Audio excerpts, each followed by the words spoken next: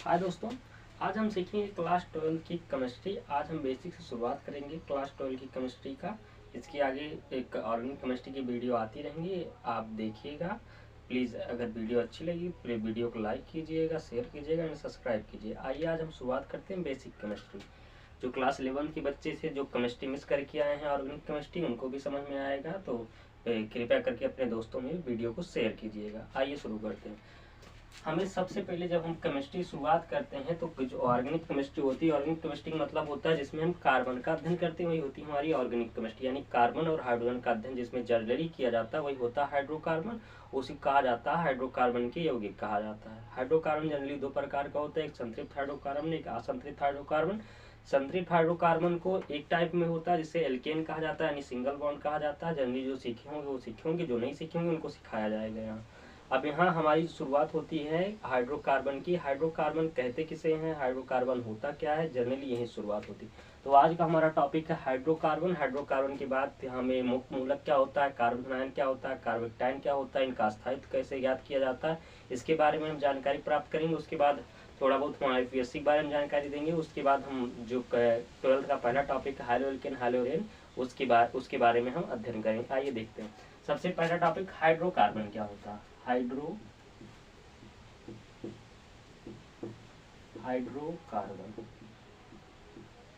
Hydrocarbon क्या होता है। हाइड्रोकार्बन का जनरली कोई भी होगी जो हाइड्रोजन और कार्बन से मिलकर बना होता है वही क्या कहलाता है, हाइड्रोकार्बन। हाइड्रोजन और कार्बन से जो भी मिलकर बना होगा, जैसे यहाँ एक यौगिक बना CH4, हाइड्रोजन और कार्बन के योग से बना जो यौगिक होता है वही क्या कहलाएगा, हाइड्रोकार्बन कहलाएगा।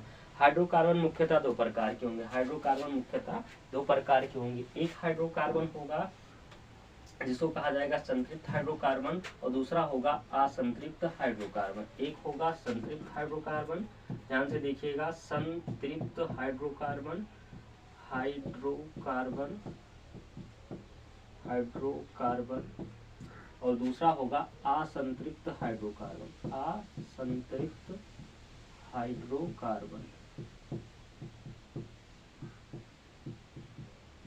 असंतृप्त हाइड्रोकार्बन।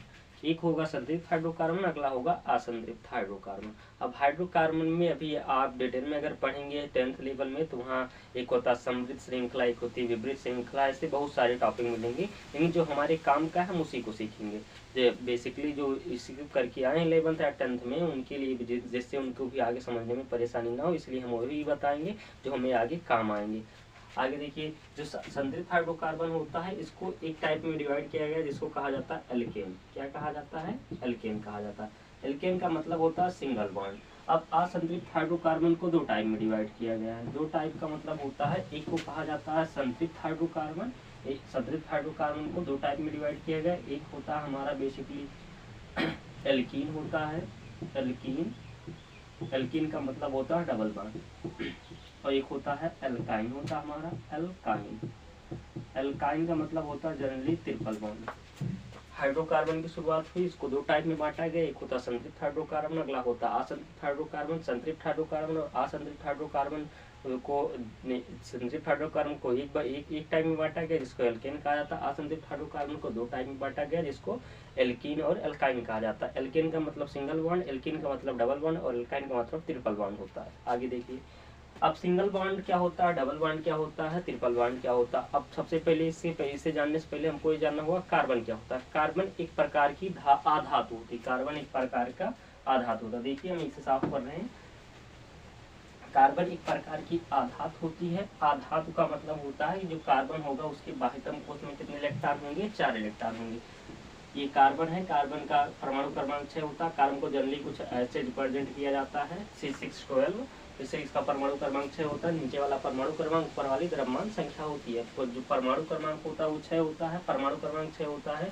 तो इसको जब लिखेंगे 2 कामा का 4 इलेक्ट्रॉनिक विन्यास लिखेंगे किसके सिद्धांत से, बोर-बरी के सिद्धांत से। बोर-बरी के सिद्धांत से इसका इलेक्ट्रॉनिक विन्यास करेंगे, क्या लिखेंगे, 2 कामा का 4। अब 2 कामा का जब हम 4 लिखेंगे तो इसके बाह्यतम कोश में 4 इलेक्ट्रॉन, तो जो बाह्यतम कोश में इलेक्ट्रॉन होते हैं वही उसकी संयोजकता कहलाती है, यानी वैलेंसी कहलाती है। किसी भी तत्व के बाह्यतम कोश में उपस्थित इलेक्ट्रॉनों की संख्या को उस तत्व की संयोजकता कहते हैं। ये संयोजकता की डिफिनेशन आपको देखनी है तो क्लास 10th की वीडियो चैनल पर पड़ी हुई है, उसे देख लीजिएगा, क्लियर हो जाएगा संयोजकता क्या होती है, सजातीय सरणी क्या होती है। एक 10th लेवल का चीजें होती हैं, इनको 10th लेवल में सिखाया जाता है। संयोजकता क्या होती है, किसी तत्व के बाह्यतम कोश में उपस्थित इलेक्ट्रॉनों की संख्या को उस तत्व की संयोजकता कहते हैं। अब कार्बन की वैलेंसी कितनी है, 4। तो सबसे पहला जो कार्बनिक यौगिक बना था वो बना था CH4, जिसको जनरली तुम जानते हो मेथेन के नाम से। जो पढ़े होंगे उन्हें पता होगा, जो नहीं पढ़े होंगे उनको भी मैं सिखा दूंगा। मेथेन कहा जाता है इस यौगिक को, क्या कहा जाता है, मेथेन कहा जाता है। इसमें देखो कार्बन एक है, इसकी 4 वैलेंसी, 1 2 3 4 हाइड्रोजन से जुड़ा हुआ है, 4 वैलेंसी हुई इसकी, ठीक है। ये होता है कार्बनिक यौगिक। अब इसके बाद आता है generally single bond, double bond और ट्रिपल बॉन्ड बनते कैसे हैं। देखिए जितने भी बंध बनते हैं वो इलेक्ट्रॉन की शेयरिंग से बनते हैं। इलेक्ट्रॉन शेयरिंग का मतलब होता है मतलब अपने इलेक्ट्रॉन को साझा करके, एक अपना देगा दूसरे से लेगा, तो इसी से क्या बनते हैं, बंध बनते हैं। हमारे बंध कई प्रकार के होते हैं, जनरली बंध कई प्रकार के होते हैं, लेकिन हम जो सिखाएंगे यहाँ triple, single bond, double bond और ट्रिपल बॉन्ड, जो हमें कार्बनिक यौगिकों में काम आएंगे। आगे देखिए,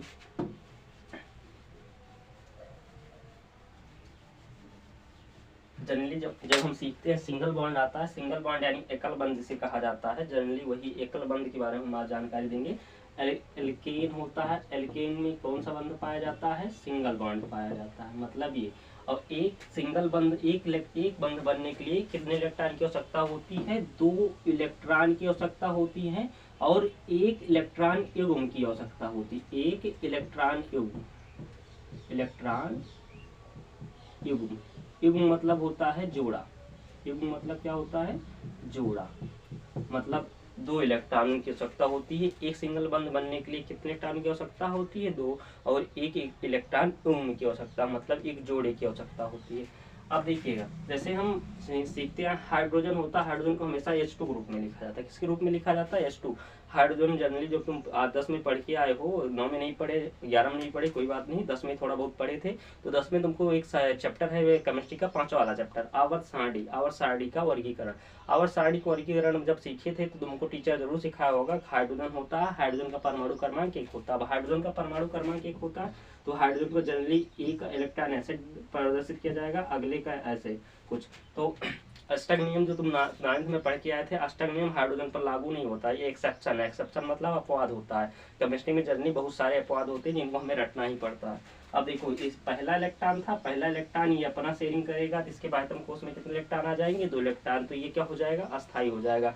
मतलब कोई भी तत्व होगा, कोई भी व्यक्ति होगा, कोई भी बंदा होगा, तो उसके पास एक जनरली एक ख्वाहिश होती है कि मैं अपनी ख्वाहिशों को पूरा करके अपने आप को अस्थायी बनाऊं। जैसे जनरली गांव मिडिल क्लास लोगों में देखा जाता है कि जॉब मिल जाए तो वो लोग क्या हो जाएंगे, अस्थायी हो जाएंगे। वैसे जो तत्व होते हैं उनके पास भी एक ख्वाहिश होती है कि मैं अपने आप को अस्थायी बनाऊं। जैसे मैं आगे सिखाऊंगा अक्रिय गैसें आपको।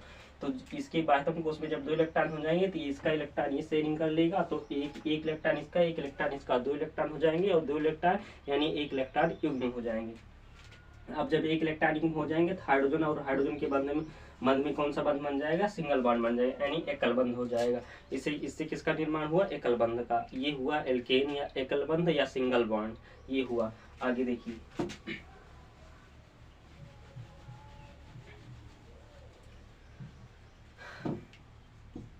अगला द्विबंध है। क्या है, द्विबंध। अब द्विबंध यानी डबल बॉन्ड, द्विबंध हुआ।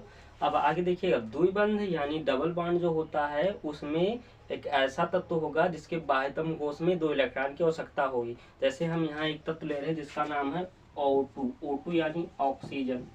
ऑक्सीजन जब हम लिए, और यहाँ एक चीज और याद रखिए, अगर मिल जाएगा तुमको O3 तो इसका मतलब होता है ओजोन, ओजोन होता है। O3 मतलब ओजोन, O2 मतलब ऑक्सीजन। अब जो ऑक्सीजन होता है, ऑक्सीजन को जनरली तुम पढ़ के आए हो, वैसे 9th लेवल में सिखाया जाता है। जो ऑक्सीजन होता है इसका परमाणु क्रमांक होता है जनरली 8 होता है। ऑक्सीजन का परमाणु क्रमांक कितना होता है, 8 होता है। अब जब ऑक्सीजन का परमाणु क्रमांक 8, जब इसका इलेक्ट्रॉनिक विन्यास करोगे तो इसका इलेक्ट्रॉनिक विन्यास लिखा जाता है 2,6। जनरली यही लिखा जाता है 2,6। अब 2,6 लिखा जाता है, तो एक ऑक्सीजन मैं इधर लिख रहा हूँ, एक ऑक्सीजन मैं इधर लिख रहा हूँ। तो इसके पास 2 2 4 2 6 और इसके पास 2 2 4 2 6। अब देखो इसका स्टेप पूरा करना है तो इसको 8 इलेक्ट्रॉन देना पड़ेगा, यानी ये 8 इलेक्ट्रॉन ले लेगा इसका, और ये इसका 2 इलेक्ट्रॉन ले लेगा, तो इसके पास कितना हो जाएगा 8। अब 2 इलेक्ट्रॉन इसका 2 इलेक्ट्रॉन इसका, यानी 4 इलेक्ट्रॉन की आवश्यकता थी। और 4 इलेक्ट्रॉन जब थे तो 4 इलेक्ट्रॉन साझा हुआ, यानी 2 इलेक्ट्रॉन मुक्त साझा हुआ, तो ऑक्सीजन और ऑक्सीजन के मध्य कौन सा बंध बन जाएगा, डबल बॉन्ड बन जाएगा। ये किसका निर्माण किया, द्विबंध का निर्माण किया। कौन सा तत्व था, ऑक्सीजन था। अगला देखिएगा,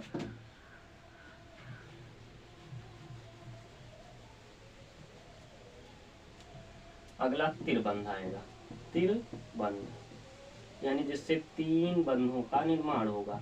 अब देखो त्रिबंध का मतलब 3-3 इलेक्ट्रॉनों का साझा करेंगे, जिससे किसका निर्माण होगा, त्रिबंध का निर्माण होगा। देखना ध्यान से, त्रिबंध का मतलब है होता है 3-3 इलेक्ट्रॉनों का साझा करना। मैं यहाँ लिख रहा हूँ N2। अब तुम सीख क्या, नाइट्रोजन का परमाणु क्रमांक 7 होगा, जब इलेक्ट्रॉनिक विन्यास पर लिखा जाएगा 2,5। अब 2,5 लिखा जाएगा, तो जब 2,5 लिखा जाएगा तो क्या होगा, 2,5 यानी 3 इलेक्ट्रॉन के अष्टक बनाने के लिए 3 इलेक्ट्रॉन की आवश्यकता होगी। अब 3 इलेक्ट्रॉन शेयरिंग करेगा, किसी दूसरे से साझित करेगा, तो बनेगा उसका अष्टक। अब देखो यहाँ में एक नाइट्रोजन लिखा है, यहाँ में एक नाइट्रोजन, यहाँ क्रॉस किया, यहाँ क्रॉस, यहाँ क्रॉस, और फिर यहाँ dot dot dot dot dot किया। अब 5 इलेक्ट्रॉन इसके थे, 3 इलेक्ट्रॉन इससे साझा कर लिया, 8 हो गया। 5 इसके थे, 3 इससे साझा कर लिया, 8 हो गया। यानी नाइट्रोजन और नाइट्रोजन के मध्य में 3 ट्रिपल बॉन्ड बन गया। ठीक, इतना क्लियर हुआ।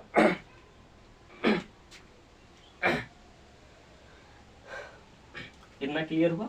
ये था कौन सा बंध, ट्रिपल बंध था। आगे देखिएगा, जब ट्रिपल बॉन्ड बन जाएगा, ट्रिपल बॉन्ड बनने के बाद जब आगे प्रक्रिया शुरू होगी हाइड्रोकार्बन में, तो इसमें सबसे पहले हमको सीखना होता है कवर्ड एरो नोटेशन। कीवर्ड एरोटेशन होता है, और एक होता है हाफ एरोटेशन। कर्व एरोटेशन और हाफ एरोटेशन। आगे देखिएगा कर्व एरोटेशन या हाफ एरोटेशन होता क्या है। जैसे अभी जनरली तुमसे क्या है पीछे कि एक बंध बनने के लिए कितने इलेक्ट्रॉन की आवश्यकता होती है, एक बंध बनने के लिए कितने इलेक्ट्रॉन की आवश्यकता होती है, तो 2 इलेक्ट्रॉन की आवश्यकता होती है। एक सिंगल बॉन्ड बनने के लिए कितने इलेक्ट्रॉन की आवश्यकता होती है, 2। अब यहाँ हम लिखेंगे कर्व एरोटेशन, CER।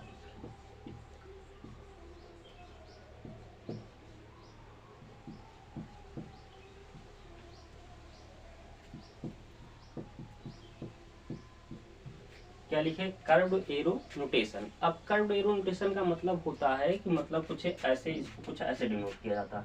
कर्व का मतलब दोनों साइड का एरो होता है। अब मैं यहाँ एक लिख रहा हूँ तत्व जिसका नाम है A से B, एक तत्व है। अब इसका मतलब होता है कर्व एरो नोटेशन का मतलब ये अपना इलेक्ट्रॉन जो होगा, एक बंध बनने के लिए 2 इलेक्ट्रॉन की आवश्यकता, तो ये क्या करेगा, अपना पूरा इलेक्ट्रॉन लेकर गायब हो जाएगा। ध्यान से देखिएगा, मतलब ये यहाँ से कुछ ऐसे शिफ्ट हुआ।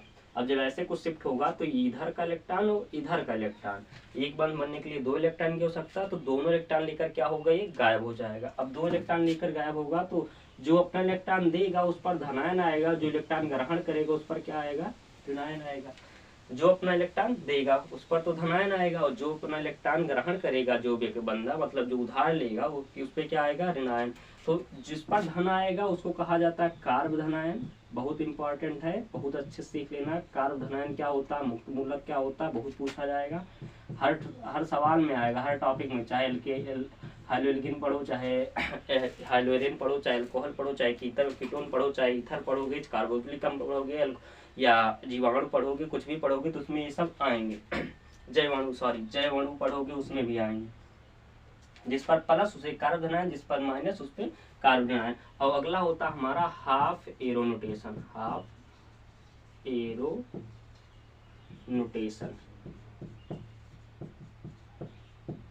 अब हाफ एरो नोटेशन क्या होता है, जैसे अब यहाँ हम लिखे A से B, single bond double bond, ये इधर का इलेक्ट्रॉन, ये इधर का इलेक्ट्रॉन। ठीक, अब देखना ध्यान से। अब यहाँ क्या होगा, हाफ एरो नोटेशन का मतलब होता है कुछ ऐसे इसको रिप्रेजेंट किया जाता है। मतलब एक साइड का इलेक्ट्रॉन लेकर जाएगा, एक साइड का इलेक्ट्रॉन छोड़ के जाएगा। मतलब अपना इलेक्ट्रॉन लेकर जाएगा, अगले वाले इलेक्ट्रॉन छोड़ कर जाएगा।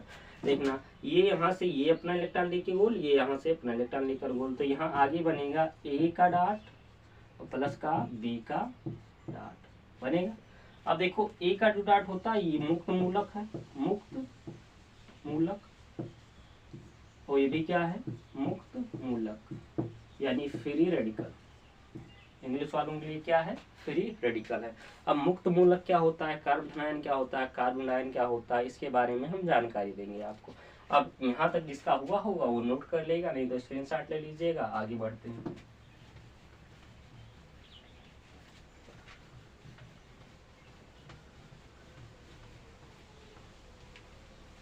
हमारा अगला टॉपिक है मुक्त मूलक क्या होते हैं। मुक्त मूलक होते क्या हैं। अब मुक्त मूलक जो होंगे, मुक्त मूलक जैसे अगर तुम हाई स्कूल में पढ़ के आए हो तो वहाँ तुमको एक रिएक्शन सिखाई गई थी, जब CH4 की अपक्रिया कराई जाती है क्लोरीन से, उस किसकी उपस्थिति में, HMU यानी सूर्य के प्रकाश की उपस्थिति में। किसकी उपस्थिति में, सूर्य के प्रकाश की उपस्थिति में। इसी रिएक्शन को तुम पढ़ के आए हो प्रतिस्थापन अपक्रिया। इसी रिएक्शन को तुम पढ़ के आए हो, कौन सी रिएक्शन, प्रतिस्थापन अपक्रिया। और इसी रिएक्शन को क्या कहा जाता है, मुक्त मूलक अपक्रिया भी कहा जाता है। इसमें मुक्त मूलक का निर्माण होता है। इसको जैसे बनेगा CH3, ये बनेगा CH3Cl प्लस का HCl, यानी मेथिल क्लोराइड और हाइड्रोक्लोरिक अम्ल बनेगा। मेथिल क्लोराइड और हाइड्रोक्लोरिक अम्ल यानी HCl बनता है। ठीक है, ये बनेगा। अब यहाँ से जैसे ये मेथेन लिखा था, मेथेन को जब बनाया जाएगा तो यहाँ से H प्लस में टूटेगा, तो इसके ऊपर ये H प्लस मतलब ये अपना इलेक्ट्रॉन लेकर जाएगा, तो इसका इलेक्ट्रॉन छोड़ के जाएगा, तो इस पर क्या आएगा, जनरली डॉट आएगा। इसीलिए इसको क्या कहा जाता है, मुक्त मूलक अपक्रिया कहा जाती है। यानी जो ये बना है, ये क्या बना, मुक्त मूलक बना। अब मुक्त मूलक यहाँ लिखिए, मुक्त मूलक होता क्या, जनरली मुक्त मूलक इस अपक्रिया से बनाया जा सकता है। अब देखिएगा मुक्त मूलक होता क्या है। अब मैं यहाँ लिखा CH3 के ऊपर डॉट, तो ये क्या होगा, मुक्त मूलक होगा। मुक्त मूलक जनरली यही होता है, मुक्त मूलक। अब देखिए, जो तुम 11 में पढ़ के आओ, परमाणु संरचना नामक टॉपिक था, तो परमाणु संरचना नामक टॉपिक में सिखाया गया आपको कि जो कोई भी तत्व होगा तो ये उसके पास एक गुण होता है, कोई चुंबकीय होगा, कोई अनचुंबकीय होगा, क्या होगा, ये सब सीखना तुम्हें 11 में था, सीख के आए हो। अब जनरली यहाँ सिखाया जाएगा संकरण क्या होता है। संकरण अभी मैं आगे बता रहा हूँ, संकरण निकाला कैसे जाता है, संकरण होता क्या, सिग्मा बंध क्या होता है, पाई बंध क्या होता है, मैं जनरली भी सिखा रहा हूँ। यहाँ ये मुक्त मूलक था। अब मुक्त मूलक है तो मुक्त मूलक तो पहली बात तो अनचुंबकीय होता है। मैं सिखा रहा हूँ क्यों होता है अनचुंबकीय। मुक्त मूलक क्या होता है, अनचुंबकीय होता है। मुक्त मूलक अनचुंबकीय होता है। अब मुक्त मूलक अनचुंबकीय होता है, इसका मतलब होता है, मतलब जो मुक्त मूलक होता है इसके बाह्यतम कोश में जो इलेक्ट्रॉन होते हैं वो जोड़े में नहीं होते। अगर इलेक्ट्रॉन जोड़े में पाए जाएंगे, देखो ये अपना इलेक्ट्रॉन लेकर गोल हुआ, उसके लिए ये इसके पास डॉट आया, मतलब एक इलेक्ट्रॉन लेकर आया, दो इलेक्ट्रॉन लेके आता जोड़े में आता। अब जोड़े में आता तब ये चुंबकीय हो जाता, लेकिन ये अनचुंबकीय, क्योंकि इसके पास इलेक्ट्रॉन बाह्यतम कोश में जोड़े में नहीं है, क्योंकि सिंगल इलेक्ट्रॉन है, इसलिए अनचुंबकीय है। दूसरा आता है इसमें संकरण। संकरण क्या होता है मैं अभी सिखा रहा हूँ। संकरण क्या होता है, संकरण जो होता है, संकरण में तुमको ये सिखाया जाता है संकरण के लिए कि कोई मतलब इसमें जितने सिंगल बॉन्ड बनेंगे, जैसे ये अभी मान लीजिए ये कार्बन था, इससे 3 बार डॉट है, 1 2 3 हाइड्रोजन है, इसके बाद इसके ऊपर डॉट है ना। और जो कार्बन होता है 1 2 3 जितने सिंगल बॉन्ड है। अब जो संकरण होता है उसका मतलब डिफाइन किया गया है, सिंगल बंधों की संख्या या एकल बंधों की संख्या, या यहाँ सिग्मा बंधों की संख्या, सिग्मा लिखो, या तो ऐसे सिग्मा का साइन नहीं होता तो इसको लिखा जाएगा सिग्मा बंधों की संख्या। सिग्मा बंधों की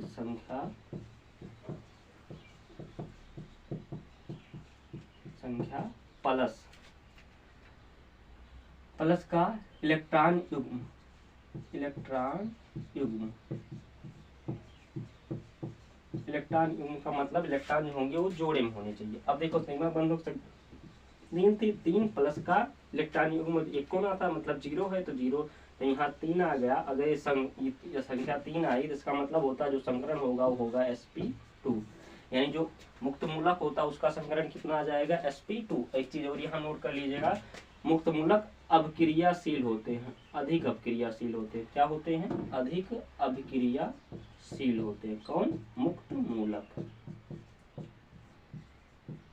मुक्त मूलक अधिक अभिक्रियाशील होते हैं। ठीक है, आगे देखिए, संकरण जान लिए, सिग्मा बंधों की संख्या जान लिए, इसमें अनचुंबकीय होता है ये जान लिए, अभिक्रियाशील होता है ये जान लिए। अब देखो जो ये होता है इसमें अयुग्मित इलेक्ट्रॉन पाए जाते हैं, ये सबसे बड़ी खास बात है। मुक्त मूलक में अयुग्मित इलेक्ट्रॉन पाए जाते हैं, और अयुग्मित इलेक्ट्रॉन होने के कारण ही क्या होता है, ये अनचुंबकीय होता है। ठीक है, इतना ना क्लियर हुआ। आगे मुक्त मूलक के बाद हम आपको सिखा दें संकरण क्या होता है, सिग्मा बंध पाई बंध कैसे गिना जाता है, ये सिखा दें, फिर आगे सिखाते हैं।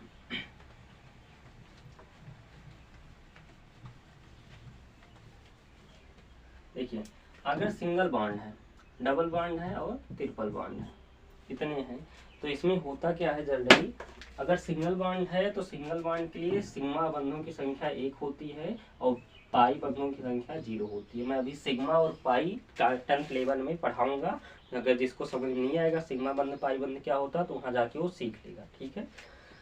यहाँ एक सिग्मा होता है, एक पाई होते हैं। अगर डबल बॉन्ड बना तो एक सिग्मा होगा, एक पाई होगा। अगर ट्रिपल बॉन्ड बना तो एक सिग्मा होगा और 2 पाई होगा, ठीक है।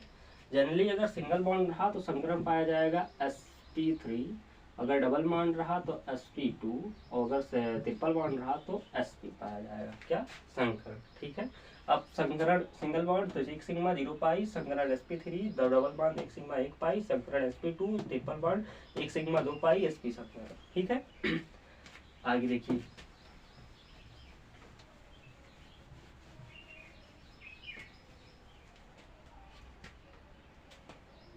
आगे इसमें जैसे मैं यहाँ एक यौगिक लिखा CH3 CH2 CH2 CH2 CH3 लिखा, तो मैं यहाँ से यहाँ लिखा CH3।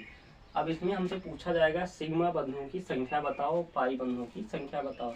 अब देखो मैं यहाँ कहीं डबल बॉन्ड लगा दे रहा हूँ और कहीं ट्रिपल बॉन्ड, यहाँ डबल बॉन्ड लगाया, यहाँ एक दे दिया और यहाँ मैं लगाया ट्रिपल बॉन्ड। ध्यान से देखिएगा, यहाँ ये सिंगल बॉन्ड था, वैसे लगेगा नहीं डबल बॉन्ड।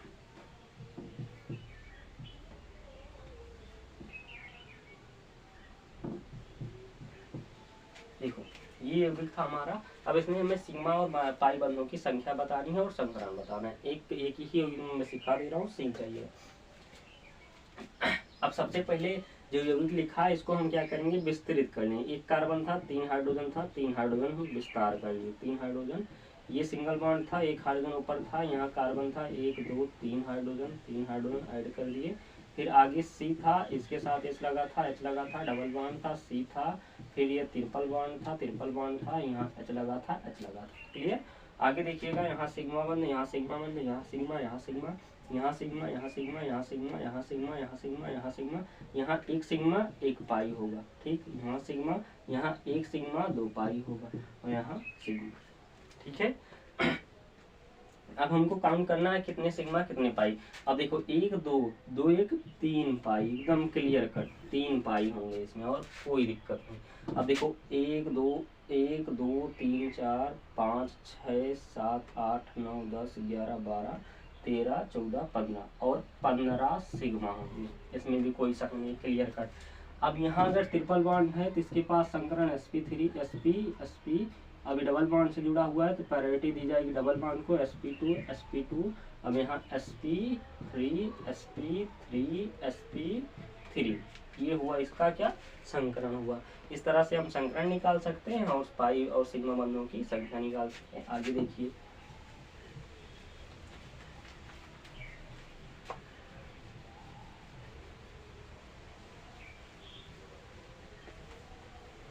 अभी मैं एक रिएक्शन लिखा था CH4 प्लस का Cl2 गिव्स आउट H2 था और यहाँ CH3 Cl लिखा था और प्लस का HCl।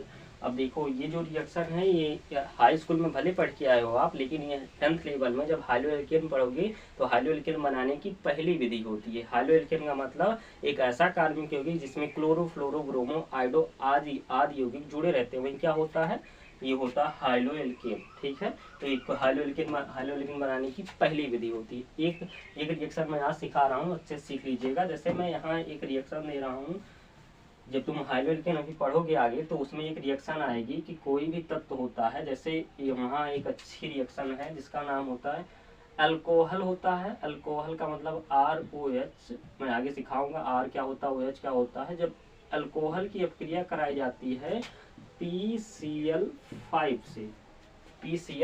से अपक्रिया, अल्कोहल की PCl5 से अपक्रिया, जनरली मैं आगे सिखाऊंगा लेकिन मैं बता दे रहा हूँ, याद रखिएगा। अब देखो जो अल्कोहल होता है, अल्कोहल को जनरली कुछ ऐसे खोल के लिख लो, एकदम सिंपल रिएक्शन। और इसकी अपक्रिया किससे करानी है, PCl5 से करानी है, गिब्स आउट। ठीक है, तो यहाँ मैं ऐसे लिख दे रहा हूँ, यहाँ RCl बनेगा, POCl3 बनेगा, प्लस का HCl बनेगा। क्लियर। अब देखो मैं यहाँ जब अल्कोहल से कराऊंगा रिएक्शन तो कुछ ऐसे लिखा, अब मैं यहाँ Cl लिखूंगा, यहाँ लिखूंगा PCl3 और फिर से यहाँ क्या Cl। अब यहाँ से ये RCl, ये POCl3 और HCl है। ठीक है, वही कट करके कहाँ लिख दिया, RCl, POCl3 और HCl। यही क्या होती है, अल्कोहल की PCl5 से अपक्रिया होती है।